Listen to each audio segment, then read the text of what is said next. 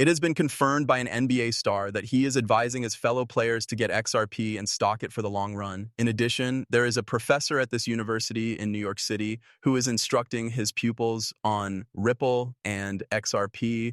There are also some updates coming from Flare, as well as a few other things happening in the XRP area. But before we get into that, let's go into this. I'm hoping everything is going well for you. I hope you have a wonderful week ahead of you. It is scheduled to be released on Monday. This week, you should just go out and kill it. All right, let's get started with it. This is something that I have recently become aware of. And when I ask questions, guys are like, do I get more XRP? Should I purchase additional food items? So guys are texting me and then they are saying things like, yo, it's pumping in a group chat or anything like that. As in, fellas, think long-term and hold on for the long haul. You have to gamble on these coins and the space, bet on what the future of digital finance is, and bet on the fact that that is what our children's children are going to be. In the same way that you bet on yourself to get into the NBA, you have to bet on these coins. That is the structure of it. There is no way that they are going to stroll inside these financial institutions and places of business. The fact that they are going to be on their wallets and using a computer is going to be absolute, and figuratively manage their financial situation in this manner. Do you agree that this is precisely what we require? In the realm of professional athletes, we require individuals such as these to take the initiative and assert the significance of digital assets to our future. Certainly, a great number of people look up to NBA stars in this manner. They wear their jerseys, they go about their business, and when they hear other people talking about how beneficial XRP or Ethereum is, it results in a great deal of positive impact for the actual space. Also, I really enjoy seeing this. In case you are curious about who Tristan Thompson is, I too don't pay a lot of attention to the National Basketball Association. Nevertheless, this dude is standing exactly here. It would appear that he was a member of the Cavaliers back in 1991. I was a Canadian professional basketball player who played for the Cavaliers and the National Basketball Association. I won the NBA title with the Cavaliers in 2016, and I also played for the Boston Celtics, Sacramento Kings, Indiana Pacers, Chicago Bulls, and the Los Angeles Lakers. This individual is extremely well known in the NBA community. Man, I would want to see it. I am extremely grateful to you for spreading the encouragement and good news. Man, if you ever find yourself watching this channel, please let me know. I'd love to have you over. We can discuss XRP if you like, not a problem. Specifically, this post by Paul Barrett was retweeted by Bill Morgan. A search is being conducted to determine which stable coins will emerge victorious in the United States. When I look at the replies above, I can't help but think that the folks that follow Paul Barrett are a little bit heavy on XRP. However, you tell me what you see. RLUSD 83%, USD 13%, USDC 12%, US 18%, and Tether 2% are the prices. That's the case. That is the appearance that it appears to be out here in the space. Send Tether a warm welcome to whatever it is that you are attempting to accomplish.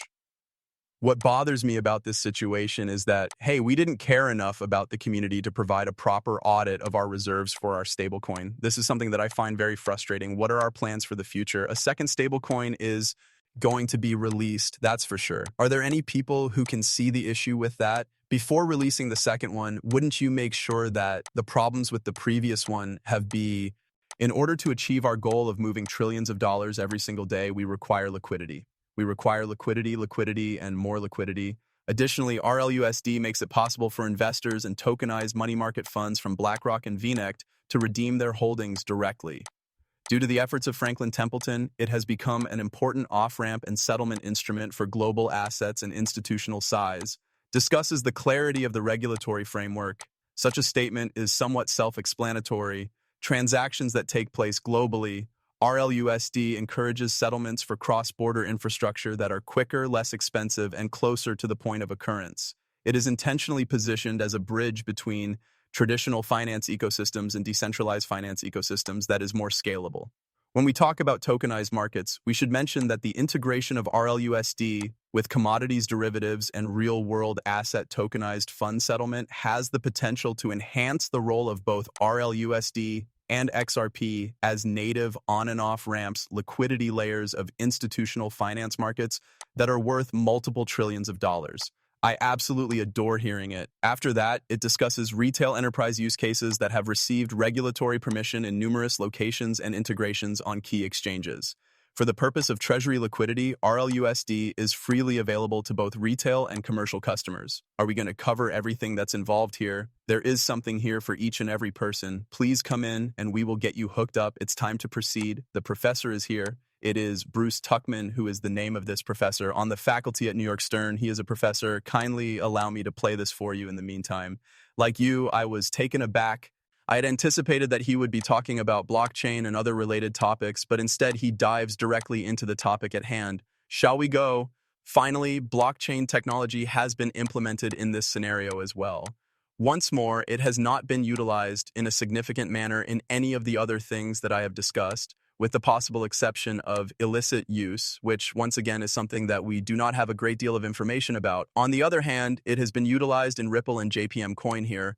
If you are a member of this audience, I am confident that you are familiar with the concept of blockchain, but for the sake of this presentation, we will simply refer to it as a ledger. It maintains a check. Who is the owner of a particular token? There is also the possibility of transferring ownership of a token from one individual to another on the blockchain in a very short amount of time. The occurrence of that takes place instantly. At this point, that is all I will say about blockchain. Allow me to illustrate this with two examples. JPM Coin is the other, and Ripple is the first. In a moment, I will discuss the distinctions between the two, but the operation of the system is really straightforward. To reiterate, I would like to send money from the United States to Korea. If you are a dollar, then you are a dollar. All that I do is sell my United States dollars, and then I purchase a token. Within the next few moments, I will discuss the two distinct types of tokens that are available. In contrast, I sell my United States dollar and purchase a token on a blockchain. As soon as that is done, all that is required of you is to activate the blockchain and transfer ownership to the individual who is intended to get it. In addition, that individual sells the token for one, all right? Therefore, that is a whoa, that T sounds like, whoa, that is so quick in comparison to the, what I showed you all those hours before. All right, let me just chat for a moment. However, it is not quite as simple. Remember that we discussed this earlier. The reason that Ripple deleted it from the website is because of this. I see. As soon as they deleted it, I saw it because, I spent the entire day looking for all of these parts. However, we do not know what their official response is because they have never said anything about it. Therefore, in the United States, when Republicans took control of the House of Representatives, the Senate, and the presidency, there was a great deal of anti-CBDC discourse, and Ripple was not invited into the White House, nor was it included in the crypto task force, nor was it included in any of the other various things that were going on. Additionally, they did not want their CBDC technology to serve as a stopgap in the event that they were not invited into these locations.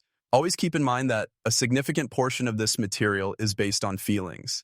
In the event that you like this person or you do not like this person, as well as in the event that you like this company or you do not like this firm, you may or may not be invited to participate in this administration on a regular basis. So Ripple wanted to present itself in the best possible light. Additionally, they removed the CBDC content from the website itself. I would be very grateful if Anthony Welford could elaborate on that. For the most part, I believe that what I just shared with you is the reason why they did it. Despite the fact that they most likely have a response that is even more polished than the one I just provided you with, I feel that this is what took place. In the comments section below, please explain why they removed it.